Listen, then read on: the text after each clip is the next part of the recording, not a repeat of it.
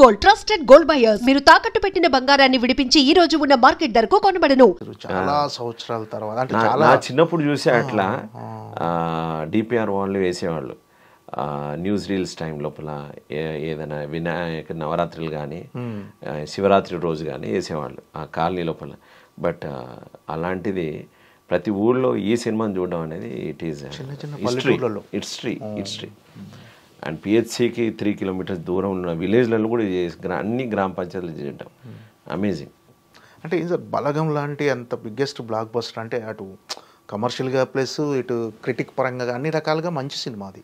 So మీకు అనుకున్నంత ఆఫర్లు రాలేదా ఆ సినిమా తర్వాత? ఎందుకని అంటే మీరు చాలా చూజీగా ఉన్నారా? లేదండి, పాయింట్ ఏంటంటే నెంబర్ ఆఫ్ క్యారెక్టర్స్. ఇప్పుడు నేను గడ్డం ఉన్నాను, ఒక మూవీకి ఉన్నాను, 9 సినిమాలు మిస్ అయ్యాయి ఇప్పుడు. ఓకే, నాకు కొందరికి గడ్డం తీయాలి. ఇప్పుడు నేను మెయిన్ విలన్గా 3 సినిమాలు చేశాను.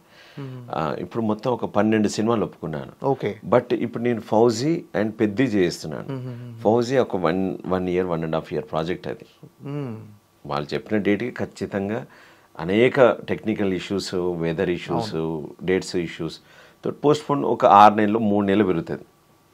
ఈ టైంలో నా కోసం ఒక వ్యక్తి 8 నుంచి వెయిట్ చేసేసి ఓ సినిమా వేరే అతను వెళ్ళాను. నన్ను చూస్ చేసుకుని రాసినది. సో అట్లా మిస్ అయినవి చాలా ఉన్నాయి. కానీ ఐఎమ్ షూర్ ఇంతవరకు నాకు బలగం సినిమా నుంచి ఒక మూవీ రాలే. నాకు వచ్చిందల్లా ఆకాశవాణి మూవీ నుంచే. ఆకాశవాణి కానీ నేను రికగ్నైజ్ అయింది మాత్రం బలగం నుంచి. పబ్లిక్ జనాలకి తెలిసింది బలగం నుంచే. There is no doubt. That's why I'm very very thankful to Dil Raju గారు. ఆ బ్యానర్ని చూసి నేను వెళ్ళినా, ఆ బ్యానర్ నేను చూసినందుకు, ఆ బ్యానర్ నేను నమ్మినందుకు ఆ బ్యానర్ నాకు ఇచ్చింది. So always I'm thankful to the Dil Raju గారు. బికాస్ ఆ బ్యానర్ కాకుండా వేరే అదే కథ అదే డైరెక్టర్ పడితే నేను వెళ్ళేవాడిని కాదు. వేరే ప్రొడ్యూసర్ కూడా దాన్ని జడ్జ్ చేయలేదు, నేను వెళ్ళేవాడిని కాదు అది. సో ఇట్స్ హిట్ కావడం కూడా ఆయన పాత్ర చాలా ఉంది. నాకు I know everything. So that's why I'm very thankful to Dil Raju sir families. And నాకు భవిష్యత్తులో డెఫినెట్లీ ఇట్ కమ్స్. నేను మీకు చెప్పాను కదా, only work work work it comes. Okay, mime అనేది మీరు అన్నట్టుగా all art, mother of all art అన్నట్టు. సో మీకు డెఫినెట్గా ఎలాంటి క్యారెక్టర్ ఇచ్చినా చేసేయగలరు అవలీలుగా, అందులో నో డౌట్. ఫౌజీలో ఏంటి సార్, ఎలాంటి క్యారెక్టర్ మీది? ఫౌజీలో ఒక important character, we cannot relieve, but it's very important character. చాలా ఇంటర్వ్యూస్ చెప్పినాను. మాకు 30 నుంచి 40 కేజీల గొలుసులు లిటరల్గా వేసి అను రాఘపూడి గారు ఈజ్ అమేజింగ్ డైరెక్టర్ అండి. So I'm very happy to work with him అండి. డీటెయిల్డ్గా నేను స్టేజీ మీద పెర్ఫార్మెన్స్ మైమ్ షో చేస్తే డైరెక్ట్ ఆడియన్స్తో ఉన్నటువంటి ఒక లింక్ ఉంటుంది. ఆ ఆనందం ముందు ఏ ఫీల్డ్ పనికిరాదు. ఆ చప్పట్లకు అలవాటు పడిన వ్యక్తికి అదే ఫీలింగ్ నాకు ఈ ఫౌజీ మూవీ ఇస్తుంది. ఈ అను రాఘపూడి గారి దర్శకత్వంలో చేస్తున్నటువంటి ఆ మూవీ సెట్లోకి నేను వెళ్ళినప్పుడు ఆ ఫీలింగ్ కలుగుతుంది. వెన్ ఐఎమ్ వర్కింగ్, నాకు షార్ట్ అని చెప్పినప్పుడు చాలా తక్కువ పాటే చేసే ఇప్పటిదాకా, కానీ అది అంత తృప్తి నిజాయితీకి ఇచ్చింది.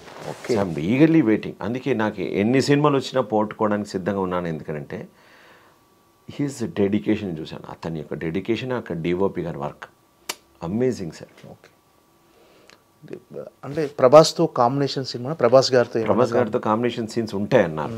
ఉంటాయి. పెద్ద సినిమా, ఒక 120 రోజుల వర్క్. ఇప్పటిదాకా ఒక 30 days చేసాం.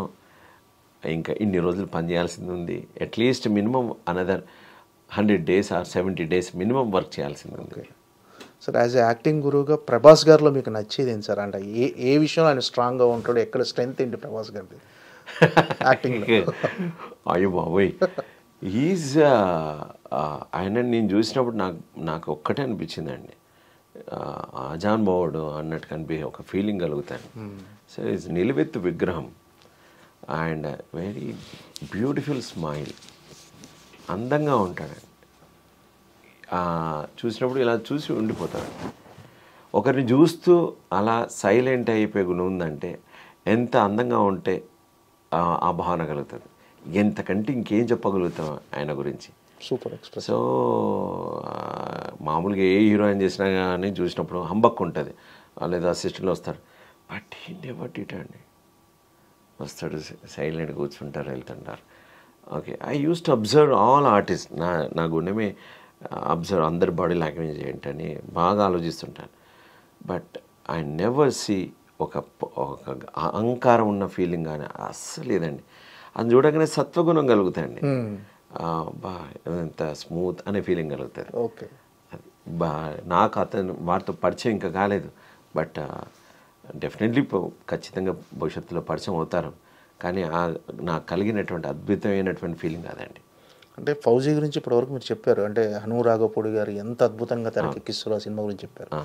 అది ఎలాంటి సెన్సేషన్స్ క్రియేట్ చేయబోదని ఎక్స్పెక్ట్ చేస్తున్నారు? నేను ఇప్పటిదాకా సినిమాలు ఏ విధంగా చూసాను, చరిత్ర తిరగ రాస్తుందండి. ఓకే, ఇలాంటి డైలాగ్స్ మామూలుగా ప్రతి ఒక్కరూ సినిమాలు చెప్తారు. నా ఇన్నర్ కాన్షియస్ చెప్తాను. ఇది నేను ఒక ఆర్టిస్ట్గా చెప్తున్నాను. మా శ్రమ మామూలు శ్రమ కాదు.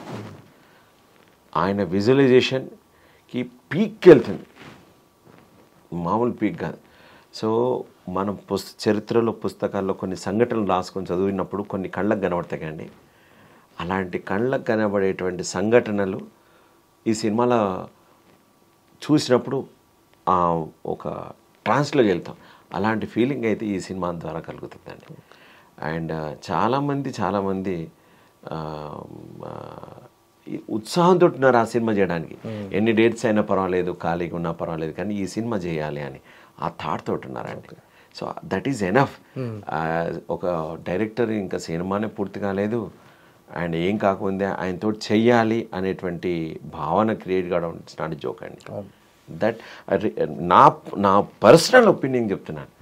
ఒక చిన్న సెట్లో ఒక పిక్చర్ చూశానండి, ఒక చిన్న ఇన్సిడెంట్ చూశాను. అవి చూస్తే నిజంగా ఒళ్ళు గుగురుపాటు వచ్చేసి, బా ఇది యాక్టర్ మేమే యాక్ట్ చేసామని తెలుసు, మేమే చేసామని తెలుసు, ఇంత దారుణంగా ఒకప్పుడు ఇట్లా ఉండేదా మనకి, మా బాబోయ్ అని ఒక సైలెంట్కి వస్తాం. ఓకే, సో చాలా అద్భుతమైన సీన్స్ ఉంటాయండి. ఓకే. పెద్దిలో ఎలాంటి క్యారెక్టర్ రామ్ చరణ్ గారితో? ఒక రామ్ చరణ్ గారు ఉన్నటువంటి ఒక విలేజ్లో ఉంటాడు. నేను ఒక artist.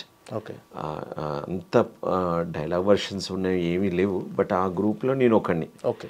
So they took it me as a sir we need a one group please రండి అని చెప్పి చేయిస్తున్నటువంటి క్యారెక్టర్.